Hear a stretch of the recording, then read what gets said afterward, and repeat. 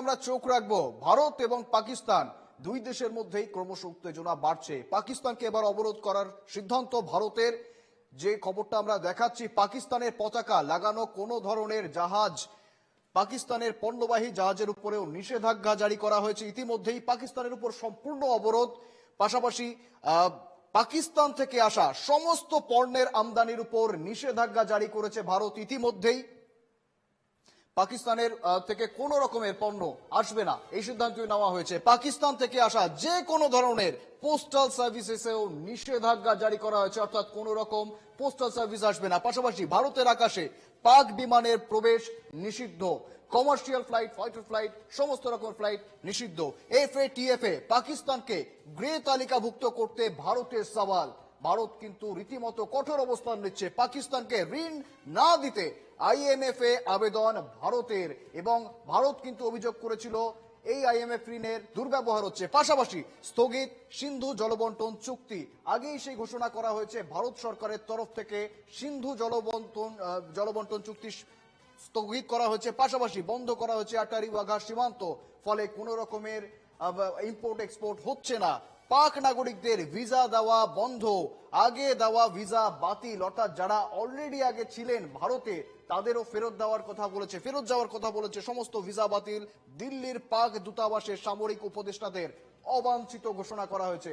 ইতিমধ্যেই সেই ঘোষণা করে দেওয়া হয়েছে এবং তাদেরকে পাকিস্তানে ফিরে যাওয়ার কথা বলা হয়েছে। পাক সামরিক উপদেষ্টাদের 1 সপ্তাহের মধ্যে ভারত ছাড়ার নির্দেশ, এবং সেই নির্দেশ ইতিমধ্যেই দিয়েছে যে পাকিস্তানের সঙ্গে ভারতের সমস্ত রকমের সম্পর্ক ছিন্ন করা হচ্ছে। ইসলামাবাদের দূতাবাস থেকে ভারতীয় উপদেষ্টাদের প্রত্যাহার, এবং পাশাপাশি পাকিস্তান থেকেও ভারতীয় উপদেষ্টাদের নিয়ে আসা হচ্ছে, আধিকারিকদের নিয়ে আসা হচ্ছে। পাকিস্তানে ভারতীয় দূতাবাসের কর্মীর সংখ্যা 55 থেকে কমিয়ে 30-এ আনা হয়েছে।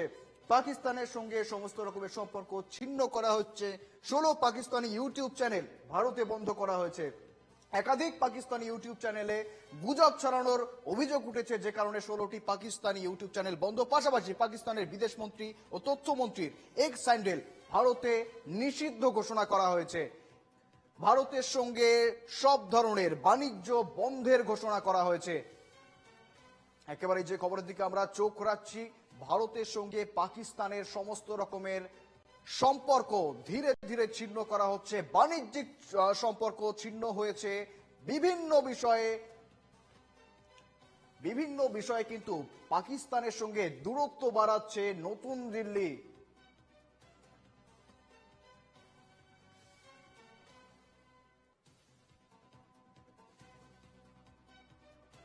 যেমনটা জানাচ্ছিলাম, পাকিস্তানের সঙ্গে সমস্ত রকমের সন্ধি, সমস্ত রকমের চুক্তি, সমস্ত কিছু থেকে দূরে সরে আসার সিদ্ধান্ত নিয়েছে ইতিমধ্যেই নয়াদিল্লি। পাশাপাশি ভারত পাক দ্বিপাক্ষিক যে বাণিজ্য রয়েছে, সেই বাণিজ্য কিন্তু রীতিমতো আমরা সেই গ্রাফিক্স আমরা দেখাচ্ছি, সেই গ্রাফিক্স দেখাচ্ছি। অর্থবর্ষ 2003-2004 ভারতের রপ্তানি 268.94, পাকিস্তানের রপ্তানি 57.74 শতাংশে মোট বৃদ্ধি 79.87%।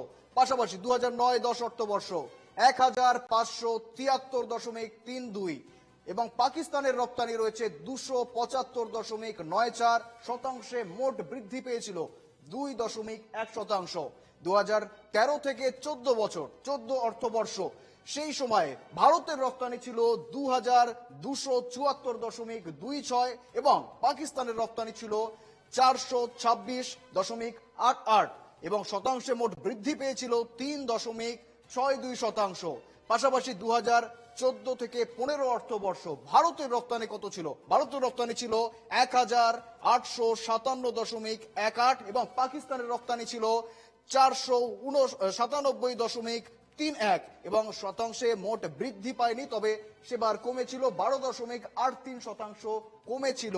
2018 থেকে 19 অর্থবর্ষ 2066.56 ভারতের রপ্তানি, পাকিস্তানের রপ্তানি 494.87, এবং 6% বৃদ্ধি পেয়েছিল। ভারত এবং পাকিস্তানের দুই দেশের মধ্যে যে বাণিজ্যিক সন্ধি বা বাণিজ্যিক সম্পর্ক, সেই সম্পর্কর যে একেবারে গ্রাফিক্যাল রিপ্রেজেন্টেশন কিন্তু আমরা দেখালাম এনকেটিভি বাংলার পর্দায়। অর্থাৎ বিপুল পরিমাণ নির্ভরতা রয়েছে পাকিস্তানের ভারতের উপর, আমদানি রপ্তানি বিভিন্ন ক্ষেত্রে কিন্তু ভারতের উপর ভীষণভাবে নির্ভরশীল। বর্তমানে ভারত সরকার সেই সমস্ত আমদানি রপ্তানি সমস্তটাই বন্ধ করার সিদ্ধান্ত নিয়েছে। পাশাপাশি অর্থবর্ষ 2024-25 জানুয়ারি থেকে এপ্রিল পর্যন্ত ভারতের রপ্তানি রয়েছে কত, 447.65% এবং পাকিস্তানের রপ্তানি 0.42%। এবং বর্তমানে যে সিদ্ধান্ত নিয়েছে ভারত পাক দ্বিপাক্ষিক বাণিজ্য, সেই বাণিজ্য থেকে কিন্তু সরে আসার সিদ্ধান্ত নিয়েছে। 2024-এর এপ্রিল থেকে 2025-এর জানুয়ারি পর্যন্ত পাকিস্তানে যে পরিমাণ রপ্তানি ভারত করেছিল তার 60%ই ছিল অর্গানিক কেমিক্যালস ও ফার্মাসিউটিক্যালস পণ্য। এবং 2024 সালে যেমনটা জানাচ্ছিলাম, অর্গানিক কেমিক্যালস এবং ফার্মাসিউটিক্যালস এই সমস্ত পণ্য কিন্তু রপ্তানি করা হয়েছিল 2024-এর এপ্রিল থেকে 2025-এর জানুয়ারি পর্যন্ত। পাকিস্তানে রপ্তানি করা হয় অর্গানিক কেমিক্যালস পণ্যের পরিমাণ ছিল 129.55 মিলিয়ন মার্কিন ডলার। বিপুল পরিমাণ এই যে পণ্য রপ্তানি হয়েছিল ভারত থেকে 2024-এর এপ্রিল থেকে 2025-এর জানুয়ারি পর্যন্ত। পাকিস্তানে রপ্তানি করা হয় ফার্মাসিউটিক্যালস এর পণ্যের, এই যে রপ্তানি করা হয়েছিল সেই রপ্তানি করা ফার্মাসিউটিক্যালস পণ্যের পরিমাণ ছিল 110.06 মিলিয়ন মার্কিন ডলার। অর্থাৎ ফার্মাসিউটিক্যালস পণ্যেরও কিন্তু বিপুল পরিমাণ রপ্তানি করা হয়েছে পাকিস্তানে। পাশাপাশি অর্থবর্ষ আবারও দেখাচ্ছি সেই গ্রাফিক্যাল রিপ্রেজেন্টেশন, যেখানে ভারত এবং পাকিস্তানের যে মোট দ্বিপাক্ষিক বাণিজ্য, সেই দ্বিপাক্ষিক বাণিজ্যের কিন্তু রীতিমতো বিপুল পরিমাণ অংশ কিন্তু ভারত এবং পাকিস্তান কিন্তু ভারতের উপর নির্ভরশীল। এবং সেই ক্ষেত্রে পেহেলগাঁও আক্রমণের পর থেকে, পেহেলগাঁওয়ের জঙ্গি হানার পর থেকে কিন্তু রীতিমতো ভারত এই সমস্ত দ্বিপাক্ষিক বাণিজ্য, দ্বিপাক্ষিক চুক্তি বিভিন্ন জায়গা থেকে দূরত্ব বাড়ানোর সিদ্ধান্ত নিয়েছে।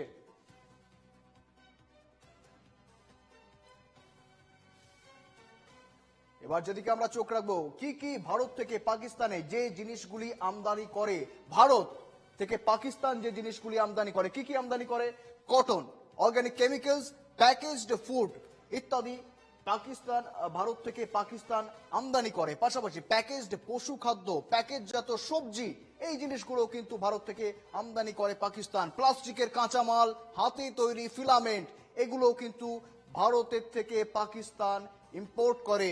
পাশাপাশি কফি, চা, মশলা, ডাই, তৈলবীজ, বিভিন্ন জিনিস পাকিস্তান কিন্তু ভারতের উপর নির্ভরশীল এই জিনিসগুলোর জন্য। দুধজাত প্রোডাক্ট, ফার্মাসিউটিক্যালস, বিভিন্ন জিনিস ভারতের উপর নির্ভরশীল কিন্তু পাকিস্তান।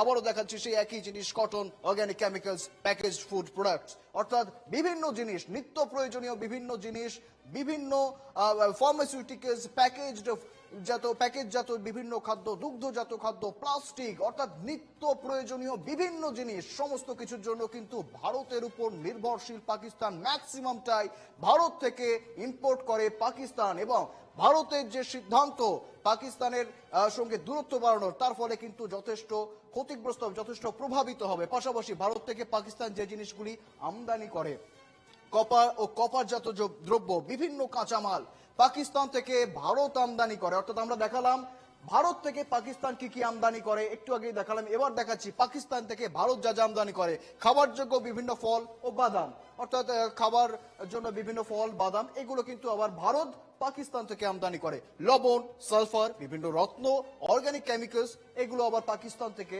ভারত আমদানি করে।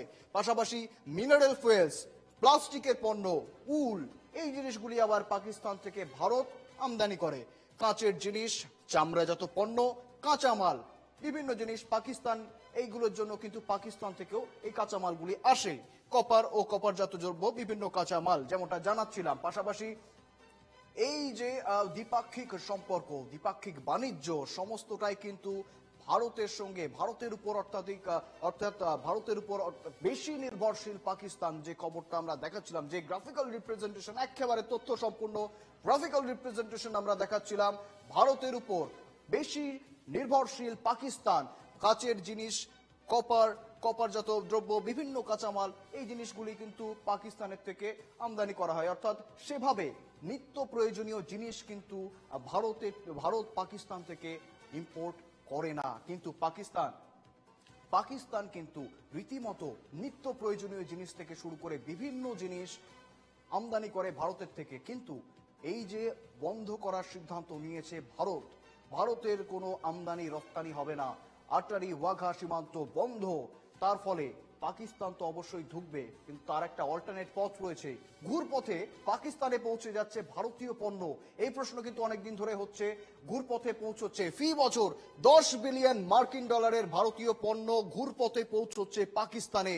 কারা দাবি করছে গ্লোবাল ট্রেড রিসার্চ ইনিশিয়েটিভ বা GTRI এর। তাদের দাবি, অর্থাৎ প্রতি বছর 10 বিলিয়ন মার্কিন ডলার ভারতীয় পণ্য প্রথমে পাঠানো হয় দুবাই বা সিঙ্গাপুর বা কলম্বো বন্দরে, অর্থাৎ অন্য কোনো দেশের বন্দরে পাঠানো হয় এবং দুবাই, সিঙ্গাপুর বা কলম্বো বন্দর থেকে ভারতীয় পণ্যকে অফলোড করে কোনো এক স্বাধীন বেসরকারি সংস্থা।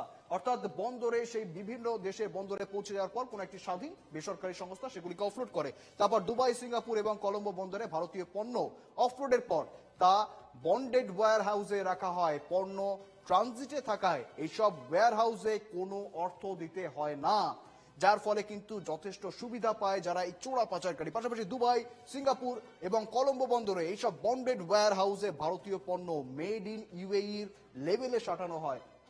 অর্থাৎ প্রোডাক্ট বানালো ভারত, প্রোডাক্ট গেল ভারত থেকে, কিন্তু যখন ট্রানজিটে রয়েছে, যখন অন্য দেশে পৌঁছে গেল, সেই দেশের লোগো সাটিয়ে দেওয়া হয় এবং তারপরেই কিন্তু দুবাই, সিঙ্গাপুর এবং কলম্বো বন্দর থেকে নতুন লেবেল সাটা ভারতীয় পণ্য এবার পৌঁছে যায় পাকিস্তানে। অর্থাৎ যে ঘুরপথে পাকিস্তানে পৌঁছে যাওয়ার কথা জানাচ্ছিলাম আপনাদের, সেই কিভাবে যাচ্ছে সমস্ত জিনিস কিন্তু একেবারে গ্রাফিক্যাল রিপ্রেজেন্টেশনের মাধ্যমে আমরা তুলে ধরলাম NKTV বাংলার পর্দায়।